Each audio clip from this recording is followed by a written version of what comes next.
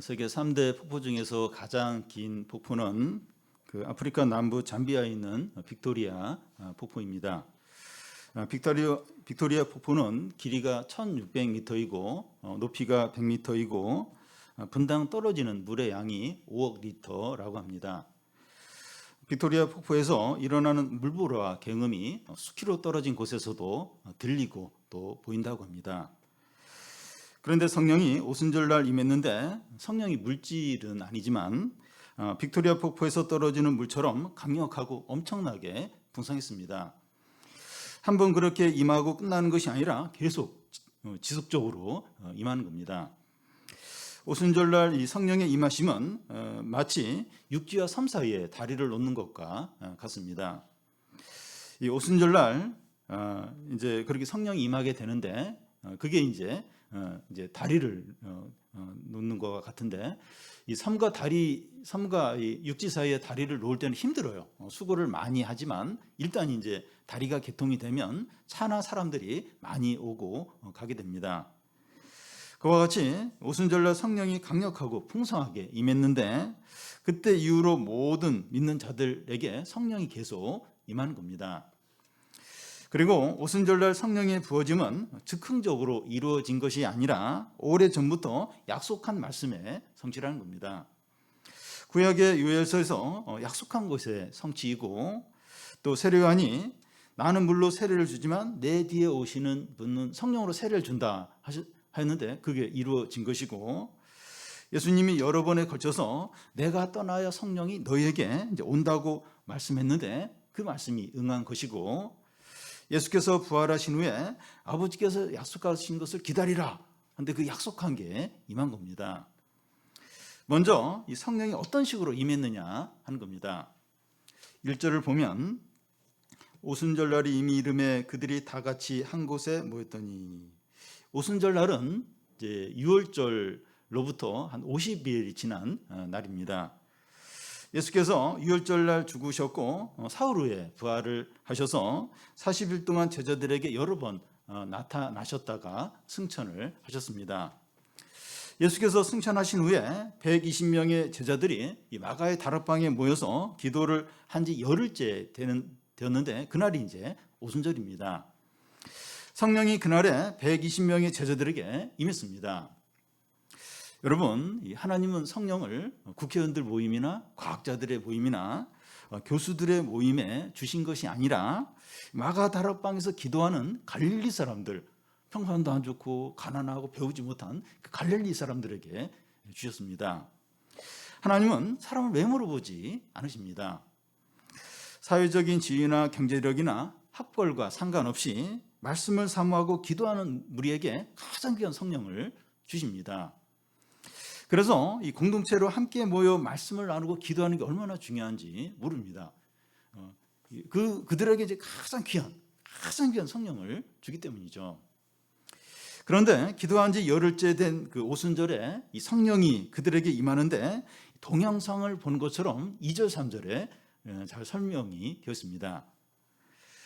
후련히 하늘로부터 급하고 강한 바람 같은 소리가 있어 그들이 앉은 온 집에 가득하며 마치 불의 엿처럼 갈라지는 것들이 그들에게 보여 각 사람 위에 하나씩 임하여 있더니 밖에 강한 바람이 부는 것도 아니고 누가 창문을 열어놓은 것도 아닌데 강한 바람 같은 소리가 들리는 겁니다. 제자들이 전날처럼 이제 기도하고 있는데 갑작스럽게 하늘로부터 급하고 강한 바람 부는 것처럼 바람 소리가 방 안에 가득한 거예요. 그와 동시에 하늘에서 내려온 큰 불줄기가 마치 혀처럼 갈라져서 각 사람 위에 임하는 겁니다. 불줄기는 하나인데 이 나무 뿌리가 갈라지는 것처럼 성령이 갈라져서 120명 모두에게 임한 겁니다. 성령이 시각적으로 청각적으로 사람들에게 나타난 겁니다. 여러분, 이 성령 눈에 보이지 않습니다. 그렇지만 예외적으로 성령 눈에 보일 때가 있는 거예요. 성령이 눈에 보이게 임하는 이유가 무엇입니까? 사람들이 하나님의 은사에 대해서 너무 무지하고 또 무관심하기 때문입니다. 사람들은 눈에 보이지 않으면 없는 거예요. 안 보이면 없는 걸로 그렇게 여깁니다. 그런데 오순절에 성령이 청각적으로 시각적으로 임하니까 약속하신 성령이 분명히 임했다 하는 걸 모든 사람이 알게 되는 겁니다. 아무리 영적으로 무감각하고 믿음이 없더라도 성령이 임했다는 걸 다 느끼는 거예요. 다 그걸 아는 겁니다. 여러분, 그 오순절날 성령이 임한 것은 성령 강림의 이 개통식이라고 할 수 있습니다. 고속도로 개통식이 있고 나면 많은 차들이 고속도로를 오고 가고 또 달릴 수 있는 것처럼 오늘날 우리에게도 성령이 계속 부어지고 임하는 겁니다. 물론 그 오순절처럼 강한 바람 소리가 나고 불의 혀처럼 그렇게 성령이 임하는 건 아니지만 성령이 우리에게 부어져서 각 사람이 성령 충만할 수 있는 겁니다. 이 오순절날로 끝난 것이 아니라 지금도 우리에게 계속 이 성령이 이제 임하는 거예요. 그리고 이 성령이 임할 때 급하고 강한 바람 소리 같다고 이렇게 했습니다. 성령은 이제 바람에 이제 비유하는데 요한복음에 보면 요한복음 3장에 보면 이 니고데모가 이제 그 예수님을 밤중에 찾아옵니다. 그때 이제 성령을 바람에 이렇게 비유를 하시는데 요한복음 3장 그 8절에 보면 바람이 임으로 불매 내가 그 소리를 들어도 어디서 와서 어디로 가는지 알지 못하나니 성령으로 난 사람도 다 그러하다는 겁니다. 바람이 어디서 시작해서 어디로 가는지 알지 못하는 것처럼 성령이 그렇다는 거예요. 바람이 눈에 보이지 않고 그 방향을 알 수 없지만 바람이 존재하는 것처럼 성령이 그러하다는 겁니다. 몰라요. 이게 보이지도 않고 막. 근데 성령은 존재한다는 겁니다. 그래서 우리가 하나님을 조정하거나 통제하려고 해서는 안 됩니다. 막 사람이 바람을 막 통제하고 이게 불가능한 것처럼 성령을 우리가 막 조정하고 막 통제하려고 이러면 안 돼요. 하나님을 억지로 우리의 계획과 틀 안에 집어넣으려고 하면 안 되는 겁니다. 우리가 원하는 게 있어요. 원하는 게 있는데 하나님이 그걸 꼭 하도록 막 하나님을 막 이렇게 하는 게 강요하고 그러면 안 된다는 거예요. 우리가 성령의 인도를 받고 우리가 성령께 사용이 되어져야 하지 우리의 필요와 욕심을 위해서 성령을 이용하려고 하면 안 됩니다. 근데 그러기가 쉬워요. 내가 꼭 필요한 거 있어요. 내가 지금 꼭 그럴 때 막 하나님께 강요를 해요. 막 협박을 하기도 해요. 이거 안 해주시면 내가 뭐 어떻게 하겠습니다. 막 이제 뭐 이런 식으로 막 강요하고 위협을 할 때가 있는데 그게 아니죠. 성령께 사용이 돼야 되고 성령 인도를 받아야 되는 거죠. 그리고 이 성령이 급하고 강한 이제 바람 소리 같다고 했는데 성령은 강한 힘과 능력을 갖고 계십니다. 사사기에 보면 이 기드온에게 성령이 임하자 300명을 데리고 미디안 사람 3만 5천 명과 싸워서 이기게 되고 삼손은 성령이 자기에게 임하자 나귀떼뼈 하나로 블레셋 1천 명을 쓰러뜨리고 다윗은 성령의 능력으로 골리앗을 이깁니다. 쓰러뜨리죠. 소심하고 겁이 많던 제자들에게 성령이 임하자 믿음의 용사로 다 변했습니다. 여러분, 그 성령 충만하게 되면 하나님의 능력이 우리와 함께 하게 됩니다. 그래서 하나님의 능력으로 공부하고 직장 생활하고 또 사람들과의 관계에서 또 어떤 일을 하고 또 자녀 문제와 모든 어려움들을 감당을 하게 됩니다. 어떤 때는 너무 지치고 힘들어서 모든 걸 포기하고 싶을 때가 있어요. 성령으로 다시 이제 힘을 내서 그 일을 이제 감당을 하는 거죠. 그러니까 막 너무 이제 힘든 거예요. 마음이 상하는 거예요. 너무 이제 낙심되는 거예요. 그때 다시 성령께 도움을 구해요. 성령께 도움을 구하면 다시 또 힘이 나는 거예요. 그래서 또 이렇게 다 감당을 다 이제 하게 됩니다. 또한 성령은 불의 혀처럼 임했다고 하는데 불은 뜨겁습니다. 스페인의 그 라팔마 섬이나 미국의 이제 하와이에서 지금 화산 폭발이 막 계속되고 있어요. 그 영상을 우리가 이제 뉴스를 통해서 보게 되는데 이 솟구쳐 오르는 용암은 너무나 뜨거워요. 다 녹여버립니다. 그런데 성령은 용암보다 더 뜨거운 분이세요. 성령을 받으면 사람이 뜨거워져요. 성령 충만하면 사람이 뜨거워집니다. 13절에 보면 그 사람들이 성령 충만한 제자들을 보고 세술에 취했다 이렇게 조롱했습니다.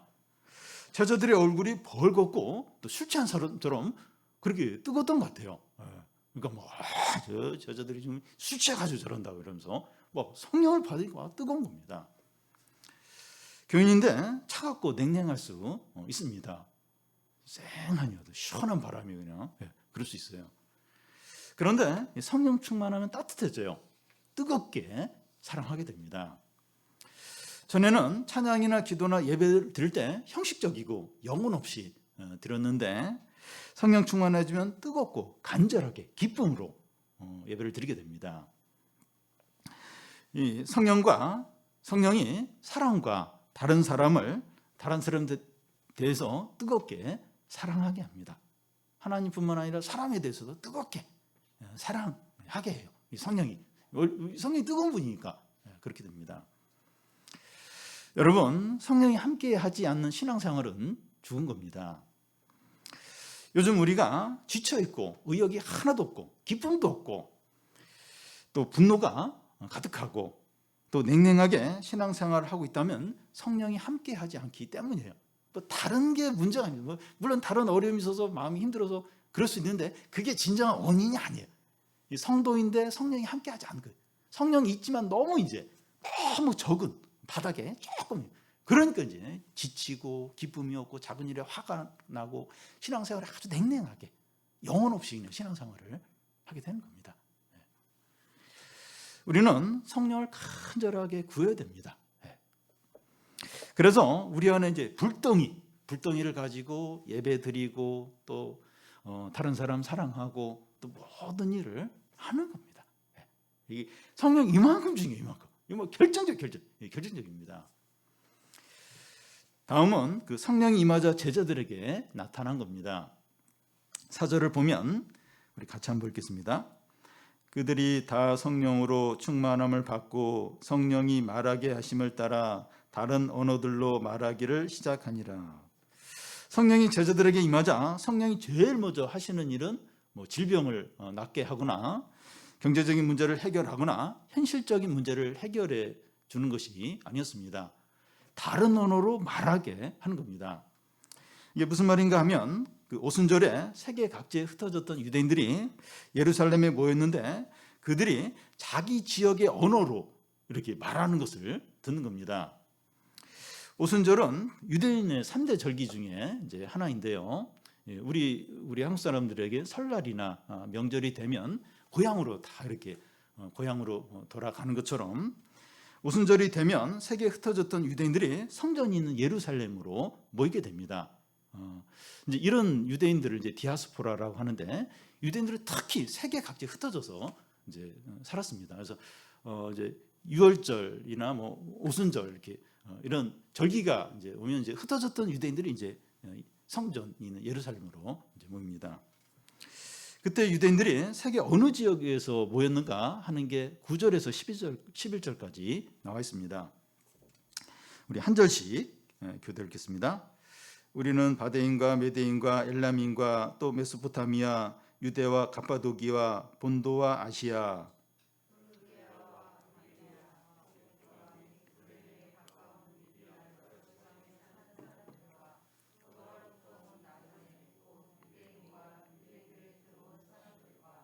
그레데인과 아라비아인들이라 우리가 다 우리의 각 언어로 하나님의 큰 일을 말함을 듣는도다 하고, 여기 그 바데와 메데와 이 엘림과 메소포타미아는 지금의 인도와 이라크와 이란 지역입니다. 그리고 갑바도기아와 본도와 아시아는 지금의 터키 지역입니다. 그리고 애국과 리비아는 북아프리카 지역이고요. 또 노마는 유럽을 말하고 아라비아는 아라비아 반도를 말합니다.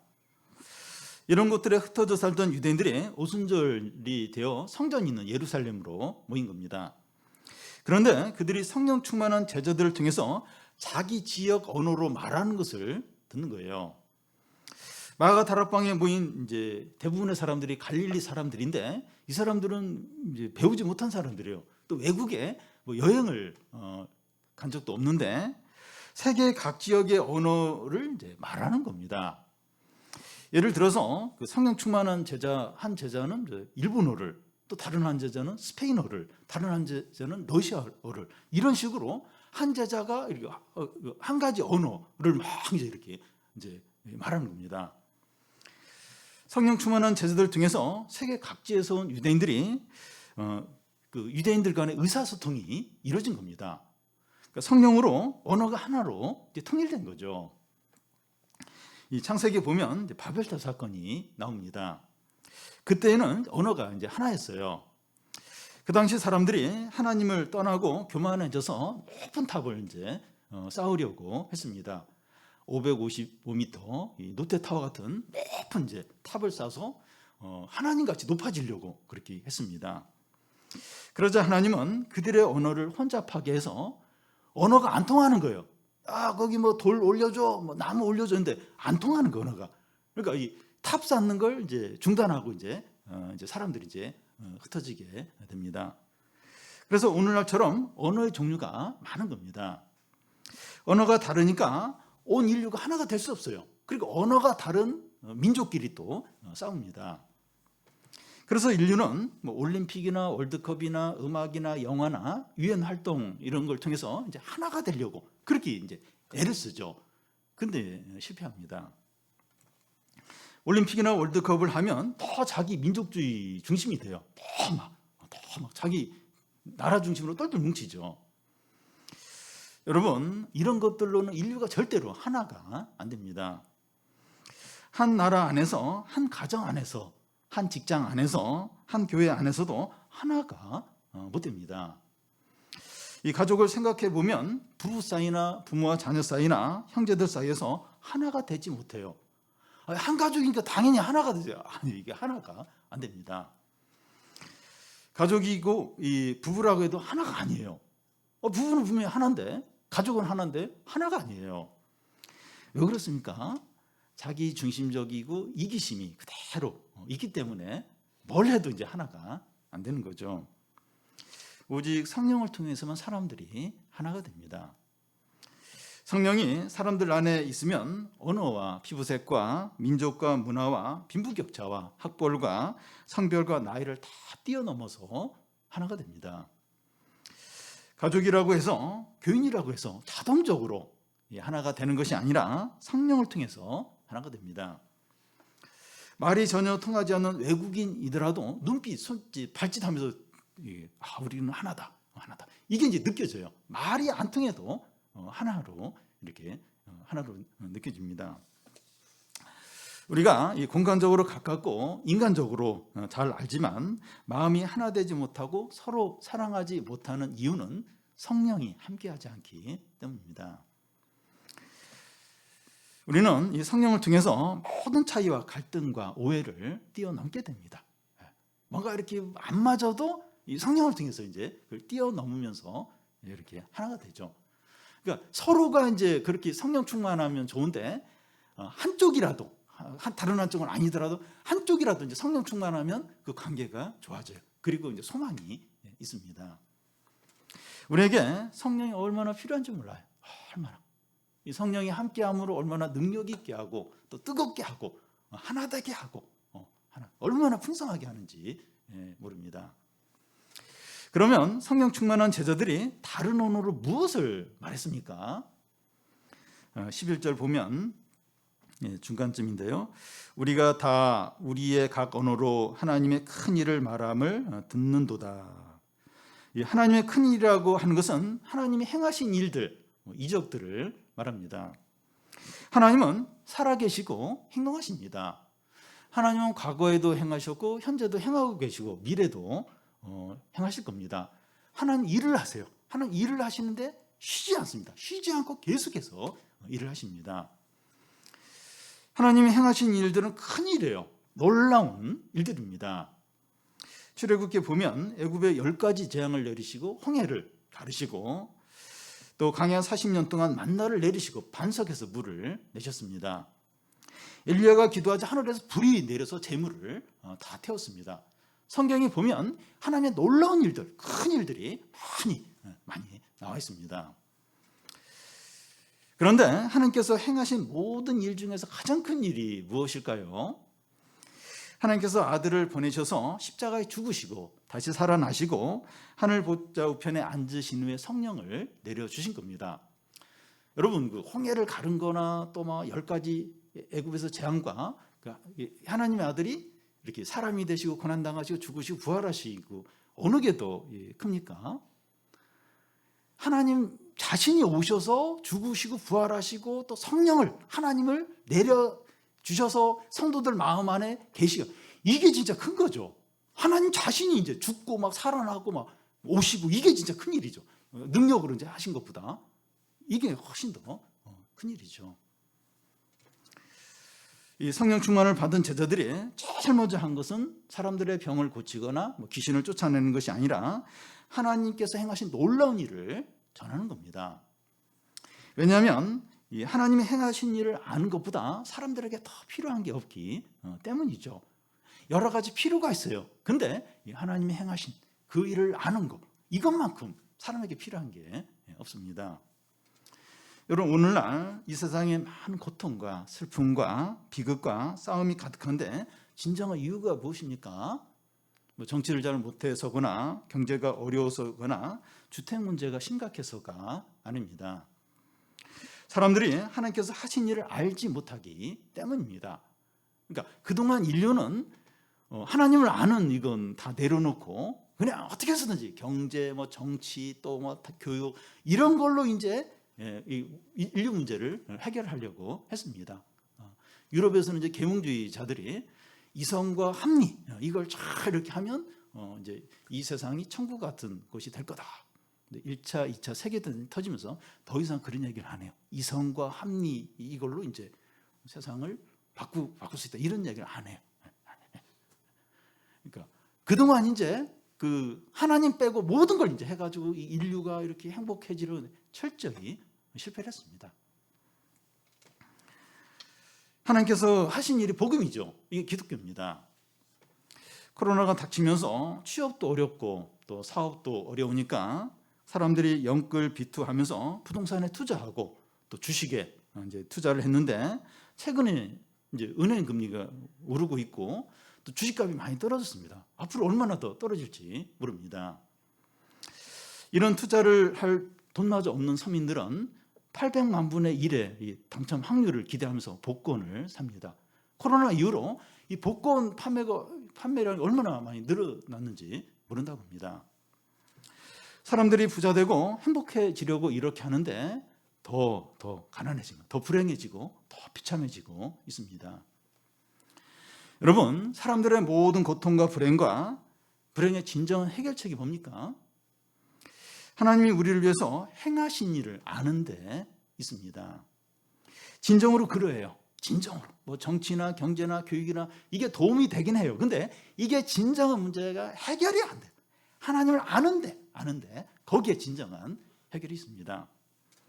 핸드폰이 고장나면 핸드폰을 만든 회사의 AS를 받아야 하는 것처럼 우리의 모든 문제는 우리를 지으신 분에게 나아가야만 진정으로 해결이 됩니다.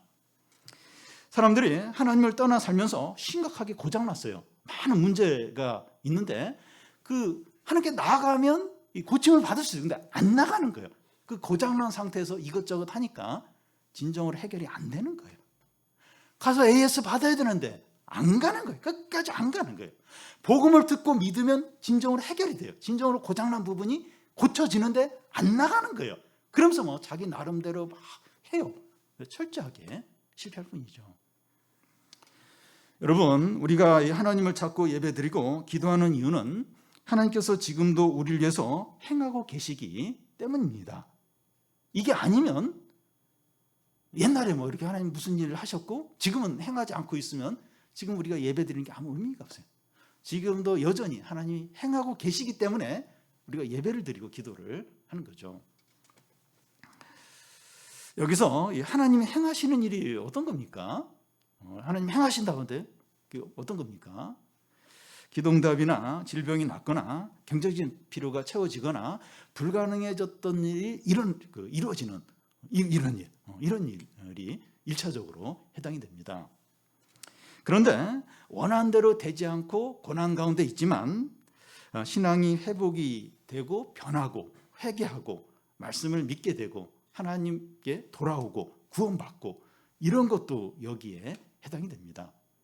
여러분 어느 것이 더 큰일입니까? 이렇게 질병이 낫고 경제적인 문제가 해결되는 거 하고 사람이 이렇게 변하고 회개하고 예수님 믿고 구원받고 어느 게 더 큰일입니까? 뒤에 있는 게 훨씬 더 큰일이에요. 사람이 회개하고 하는 게 돌아오고 하나님을 믿게 되고 구원받게 되고. 왜냐하면 하나님의 아들이 십자가에 죽고 부활하시고 승천하시고 성령을 내려주신 이유가 우리가 구원받도록, 우리가 변하도록, 우리가 믿음을 갖도록, 우리가 회개하도록, 그걸 위해서 하나님 아들이 그런 일을 하셨죠. 그러니까 경제적인 문제 해결되고 질병이 낫는 것보다 훨씬 더 하나님의 큰 일이 뭔가 하면 회개하는 거예요. 믿음을 갖게 되는 거예요. 신앙을 회복하는 겁니다. 또 거듭나는 거예요. 구원받는 거예요. 이게 진정으로 하나님의 큰 일입니다. 하나님이 행하시는 일의 그 진정한 목적이 뭔가 하면 우리가 온전히 구원을 받는 겁니다. 그리고 믿지 않는 영혼들이 돌아오는 거예요. 거룩한 부흥이 임하는 겁니다. 하나님의 뜻이 이루어지는 거예요. 그래서 여전히 어려움이 있어요. 원하는 대로 되지 않아요. 그렇지만 하나님은 계속해서 일을 하고 계시는 겁니다. 우리는 뭔가 이렇게 경제적인 문제가 해결이 되고 또 질병이 나아야 하나님이 일하시는 것으로 생각을 해요. 그걸 가지고 기도했는데 그게 잘 안 돼요. 그러면 하나님 일을 안 하시네. 그게 아니고 그런 이렇게 원치 않는 일이 생기고 고난 가운데 있으면서 우리가 변하는 거예요. 이렇게 회개를 하고 하나님께 돌아오는 거예요. 또 믿음이 좋아지는 거예요. 또 그러면서 구원을 받는 거예요. 이게 진짜 큰 일이죠. 그러니까 우리가 원하는 대로 안 되지만 여전히 하나님이 일하고 계시는 거예요. 진짜 큰 일을 하고 계시는 거죠. 어떤 면에서 우리가 원하는 대로 탁탁 되면 우리는 더 이상 어떤 하나님의 큰 일을 기대를 안 할 수도 있어요. 뭐 회개하거나 하나님의 뜻을 찾거나 믿음이 회복이 되거나 하나님께 돌아오거나 그렇게 안 할 수 있어요. 왜냐하면 뭐 그렇게 안 해도 뭐죠. 일이 잘 되니까. 일이 안 되니까 어려우니까 자꾸 하나님께 엎드리는 거죠. 하나님의 뜻을 찾고 빨리 기도하고 그러면서 이제 변화되고 믿음이 회복이 되고 또 신앙이 살아나고 하나님께 돌아오고 이게 진정으로 큰 일이에요. 이제 진정으로 중요한 일이죠. 여러분 하나님은 계속해서 일을 하십니다. 계속 쉬지 않고 일하고 계십니다. 하나님은 지금도 우리 자신과 우리 가정과 우리 교회를 위해서 큰 일을 행하고 계십니다. 이것이 기독교예요. 이것이 기독교입니다. 우리가 믿는 것이 이거죠. 이게 우리가 믿는 게 이제 이걸 믿는 거예요. 이걸 믿는 겁니다. 제가 이 자리에 서 있는 이유도 하나님께서 큰 구원을 행하고 있기 때문입니다. 만약에 하나님이 그런 게 없다 하면 저는 이 자리에 안 설 거예요. 목사 더 이상 안 할 겁니다.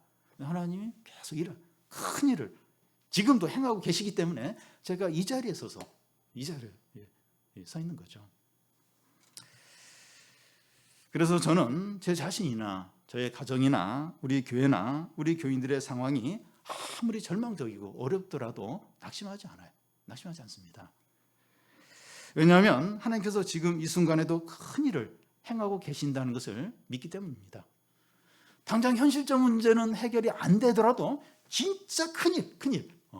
그러면서 이제 겸손해지고 또 변하고 하나님을 찾고 신앙이 회복하고 믿음이 자라고 구원받고 이런 큰일이 이루어져요. 눈앞에 일은 어렵다 할지라도 그걸 믿기 때문에 낙심하지 않아요. 절망하지 않습니다. 이것이 복음이죠. 이게 복음입니다. 예수 믿으면 질병도 낫고 부자 되고 우리 우리 조 목사님, 조 목사님 그렇게 조 목사님 꼭 그것만 한 건 아닌데 그게 아니고 이게 복음이죠. 이게 복음. 원하는 대로 안 돼도 질병이 그대로 있고 여전히 어려움이 있어도 하나님의 큰 일, 영혼이 돌아오고 변화되고 신앙이 살아나고 구원받고 이 큰 일. 이게 복음이죠.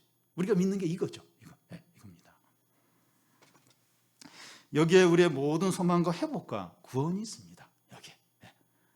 또 그런 큰 일도 이루면서도 작은 일, 또 우리 필요도 같이 채워주시죠. 하나님의 구원은 총체적인 거기 때문에 그렇게 하십니다. 마지막으로 제자들에게 일어난 일을 보는 사람들의 반응입니다. 7절에 보면 다 놀라고 신기하게 여겨. 또 8절에 어찌 됨이냐 또 12절에 보면 다 놀라며 당황하여 서로 이르되 이 어찌된 일이냐. 세계 각지에 온 유대인들이 제자들이 각 지역의 언어로 하나님의 큰 일을 말하는 것을 들으면서 다 놀라고 신기해하고 당하는 거예요. 이것이 어찌된 일이냐 처음 듣는 겁니다. 그리고 너무나 놀랍다는 거예요. 하나님의 하시는 일들에 대한 사람들의 반응이 이러합니다. 여러분, 하나님의 하시는 일은 예측이 안 되고 또 이해할 수가 없고 기적이에요. 이것이 기독교죠. 기독교가 이러하기 때문에 구원이 있는 겁니다. 그런데 이제 세상 종교들, 불교나 이슬람교나 이 카톨릭 등은 다 예측이 돼요. 이해가 되고 상식적입니다. 왜냐하면 사람이 조정할 수 있고 사람의 능력에 달려있기 때문입니다. 그래서 이런 종교에는 구원이 없습니다. 여러분, 이 기독교가 다 이해가 되고 다 통제가 되고 예측이 되면 그건 더 이상 기독교가 아닙니다. 우리는 그것 때문에 답답해요. 예측이 안 돼요. 이게 통제가 안 돼요. 어떻게 될지 몰라요. 그렇게 답답해한데 그러기 때문에 거기에 구원이 있는 겁니다. 근데 19세기, 20세기 초에 유럽 교회들이 한 일이 뭔가 하면 성경 안에서 비합리적이거나 비과학적으로 보이는 걸 다 제거를 이제 했습니다. 그러면 교양과 과학 지식을 가진 현대인들이 기독교를 인정하고 교회로 많이 들어올 것으로 기대했습니다. 그런데 그런 기대와는 반대로 우리가 지금 보는 것처럼 유럽 교회들이 다 텅텅 비었어요. 관광지 같아요, 관광지. 성당은 큰데 교회는 큰데 교인이 없으니까 그냥 관광 수입으로 그 건물을 유지하는. 그리고 또 그 술집이나 또 볼링장이나 그런 것으로 바뀌기도 하고. 세상 사람들이 볼 때 교회와 세상이 다를 바가 없는데 교회 갈 필요를 못 느끼는 거예요. 아니 합리적이고 과학적인 건 이 세상에 다 있는데 교회도 똑같은 거예요. 기적이나 구원이 교회에 없는 거예요. 거기서 교회에서 그렇게 안 가르치는 거예요. 교회 갈 필요가 없는 거죠. 그러니까 주일날이 되면 야구장, 축구장, 공연장, 가족 캠핑을 가는 거예요. 교회 갈 필요가 없는 거예요. 교회를 왜 가? 거기 세상하고 다를 바가 없는데 교회의 필요성을 못 느끼는 거죠. 여러분, 오늘 우리는 왜 교회 온라인과 대면으로 나왔습니까? 우리가 신앙생활을 하는 이유가 무엇입니까? 약간의 위로를 받거나 어려움이 해결받거나 보험 드는 그런 것 때문에 합니까? 만약 이런 이유들 뿐이라면 교회 밖에서도 얼마든지 얻을 수 있습니다. 왜 우리는 교회에 옵니까? 하나님의 큰 일을 기대하고 믿기 때문이죠. 하나님께서 행하신 일들이 이해가 안 되고 앞으로 어떻게 될지 모르지만 하나님을 신뢰하고 의지하는 거죠. 예수 그리스도가 죽으시고 부활하시고 성령을 내려주시기 때문에 우리가 확신하는 거죠. 죽으셨고 살아나셨고 성령을 내려주셨고 그러니까 이제 확신을 하는 겁니다. 여러분, 성령은 능력이고 불입니다. 우리가 성령 충만해서 서로 뜨겁게 사랑하고 뜨겁게 예배하고 또 기도하고 찬양하시기 바랍니다. 그리고 성령은 우리 안에 모든 차이와 장벽과 오해를 뛰어넘어 하나 되게 해요. 성령으로 우리가 서로 사랑하고 서로 용납하고 하나 되기를 바랍니다. 2000년절 오순절에 성령 강림의 개통식이 있었습니다. 성령 충만을 간절히 구하시기 바라요. 개통식으로 끝난 게 아니고 계속해서 성령이 임하는 거예요. 성령 충만을 간절히 구하시기 바랍니다. 한두 번 구하고 중단하는 것이 아니라 지속적으로 간절히 구하시기 바랍니다. 우리 각자가 성령 충만하고 우리 공동체에 성령이 부어져서 하나님의 큰 일을 보고 놀라운 부흥을 다 경험하게 되기를 바랍니다.